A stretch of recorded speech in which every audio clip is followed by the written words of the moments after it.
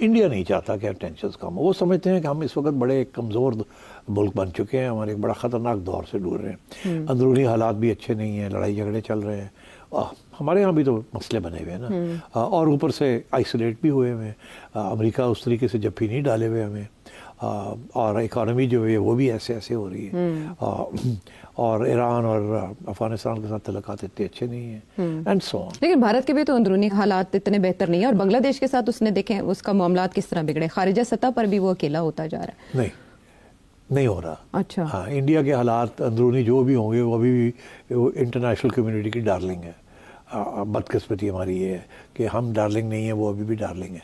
अभी भी सारी फॉरेन इन्वेस्टमेंट जो है उनको बड़ी मिलती है, अभी भी अरब वर्ल्ड जो है वो इंडिया को सपोर्ट करता है। अभी सऊदी अरेबिया ने और यूएई वालों ने billions of dollars of investment in India की है। तो इंडिया बिल्कुल आइसोलेटेड नहीं है, हम थोड़े से आइसोलेटेड। तो बांग्लादेश के साथ जो मामलात हुए, कोई नहीं, छोटी सी चीज़ है उनके लिए, उसके लिए international community is not interested in that. ठीक। हाँ, और फिर ये कि क्योंकि बांग्लादेश और पाकिस्तान के साथ मिलकर चाइना के साथ एक महाज बना रहा है, तो इंटरनेशनल कम्युनिटी को तो ये बात नहीं पसंद आएगी, बिकॉज वो तो चाहते थे कि इंडिया का डोमिनेंस हो इस एरिया में और चाइना की डोमिनेंस ना हो, मगर अब चाइना की डोमिनेंस होनी शुरू होगी, तो इसलिए I don't think that is of consequence. तो इंडिया अंदर जो भी हालात है, अभी भी वो बीजेपी का सपोर्ट है, अभी भी उन्होंने कंट्रोल में रखा हुआ है सब कुछ, ऑपोजिशन कमज़ोर है, और Narendra Modi solid from the local point of view, अभी कोई उसको खतरा नहीं किसी किस्म का। और अगर हम पाकिस्तान के रिस्पांस की तरफ आए, अगर वहाँ सिंतास माहदे की बात हो रही है, तो यहाँ शिमला माहदे की आज बात की गई कि उसको हम फिर मुअत्तल करने का जवाज़ रखते हैं, इख्तियार रखते हैं। हाँ, देखिए वो मेरा ख्याल है ये भी इसकी कोई ख़ास अहमियत नहीं है, मुअत्तल तो सारे आप कर ही दें तो क्या फ़र्क पड़ता है, अगर उसका कोई प्रैक्टिकल कॉन्सिक्वेंस नहीं है। शिमला में क्या कहा था, शिमला में ये कहा था, पहले ये हमारा मौक़िफ़ था कि यूएन रेजोल्यूशन के तहत सब कुछ होगा, थर्ड पार्टी मीडिएशन होगी, that was the original. Shimla में हमने ये कहा कि बराह रास्त बायलैटरली इसको हम तय करेंगे, ठीक है। अगर हम ये कहते हैं कि जी हम अब शिमला अकॉर्ड को भी हम ख़त्म करते हैं, तो हमारा फिर ये मौक़िफ़ होगा कि हम वापस जा रहे हैं टू द इंटरनेशनल रेजोल्यूशंस, हम इसको फिर इंटरनेशनलाइज करने जा रहे हैं। तो ये हो सकता है कि हम कोशिश करें, मगर मैं आपको फिर बताऊं, हम ज़्यादा कामयाब नहीं होंगे। इस वक्त इंडिया का जो क्लाउड है विद द वेस्टर्न वर्ल्ड, वो अमेरिका की वजह से, बिकॉज एंटी चाइना जो पोजीशन अमेरिका ने ली हुई है और यूरोप ने ली हुई है, उसके लिए India is an important player. ये जो क्वाड ग्रुप जो बना है, जिसके अंदर इंडिया, अमेरिका, ऑस्ट्रेलिया और जापान है, अगेंस्ट चाइना है, ईस्ट चाइना सी, साउथ चाइना सी, फिर सिपेक के खिलाफ है ये सारे, इसीलिए ये सब कुछ हो रहा है। तो मेरा ख्याल है इंडिया को इसका कोई फ़र्क नहीं पड़ेगा। इंडिया चाहता है कि पाकिस्तान को किसी तरीके के साथ तोड़ दिया जाए और पाकिस्तान को आइसोलेट किया जाए, और उसके लिए सबसे बड़ा उनके लिए जो अहम रोल अदा कर सकता है वो अमेरिका है।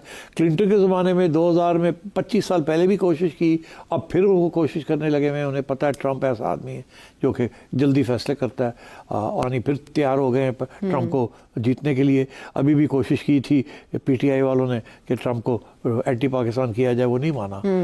तो ये इंडिया वाले भी धक्का दे रहे हैं उसी चीज़ को। तो आई डोंट थिंक दिल से। तो रिस्पांस ऑफ पाकिस्तान आपको नपतला लगता है या ऐसे सख्त होना चाहिए था? नहीं, मेरा ख्याल है बिल्कुल सही है, इससे ज़्यादा सख्त क्या कर सकते हैं।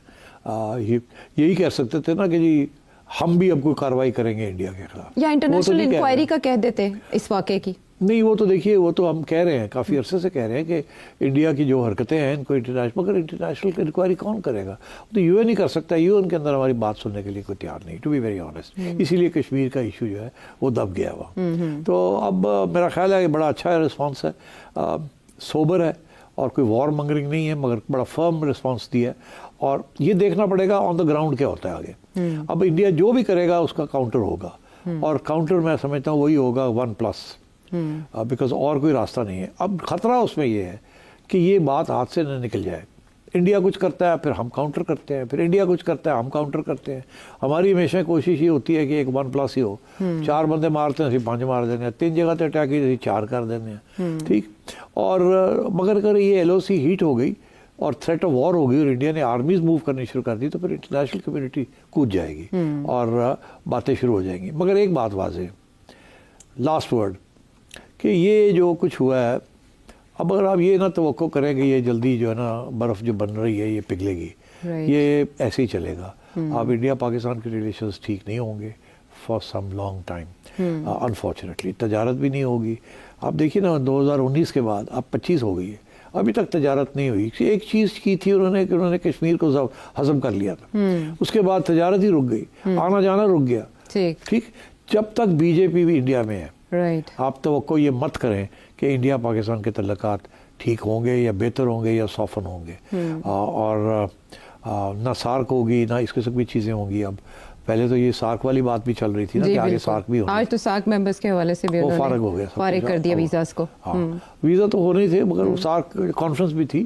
पहले इंडिया नहीं आना चाहता था पाकिस्तान और नहीं करना चाहता था, तो अब तो बिल्कुल आप टेंशन बढ़ती हुई देख रहे हैं।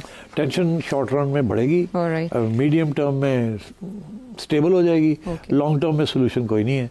ये ऐसे ही चलेगा until the BJP changes and there is a new government in India, और शायद कोई और नए हालात डेवलप हों जिसके साथ को अमन की बात हो। मगर अभी कोई चांस नहीं है अमन का, चांस वॉर का भी नहीं है, मगर टेंशन बढ़ने का चांस है।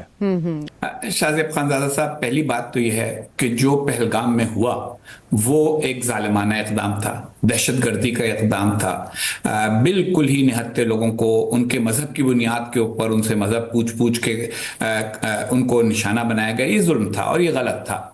लेकिन उस गलती के नतीजे में दो और गलतियां हुई। एक तो ये कि पाकिस्तान की जानिब से उसकी बिल्कुल वाज़ेह मजम्मत होनी चाहिए थी और ये कहना चाहिए था कि हम इस बहस में पड़ते ही नहीं कि क्यों हुआ, क्या नहीं हुआ, ये गलत हुआ।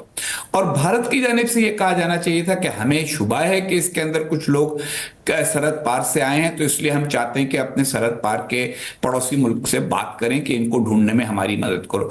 ऐसा कुछ नहीं हुआ। वो जो हमेशा पाकिस्तान और भारत के दरमियान होता है कि एक जज्बाती कैफियत पैदा कर देगी, और खासतौर पर भारत में इस वक्त बहुत ज्यादा ये जज्बाती कैफियत पैदा की जा रही है, जिसका शायद ताल्लुक उनकी अंदरूनी सियासत से हो, आने वाले यूपी के इलेक्शन से हो, कि किसी तरीके के साथ इसको एक सियासी मुद्दा बनाया जाए बजाय इसके कि इसको मंतिक के जरिए हल किया जाए। तो ऐसी कैफियत में बाकी दुनिया का रवैया अब यह है कि भाई ये तुम लोगों को हर 2-4 साल बाद इस किस्म का दौरा पड़ता है और हमको आना पड़ता है संभालने के लिए। सदर ट्रंप वैसे ही भारत के दूसरे ममालिक के मामलात में जो किरदार है उसको कम करने की कोशिश कर रहे हैं। वो खास तौर पे इसमें दिलचस्पी नहीं रखते कि दो मुल्क जो हर 2-4 बरस के बाद ब्रिंक ऑफ वॉर पे पहुंचने की सुर्खी लगवाते हैं उनको रोका जाए। अब ऐसी कैफियत में क्या हो सकता है, क्या नहीं हो सकता, ये जो पाकिस्तान में अरबाब इख्तियार बैठे हैं उनके लिए समझने की बात है, या जो भारत में अरबाब इख्तियार बैठे हैं उनके समझने की बात है। लेकिन इस बार पहले की तरह नहीं होगा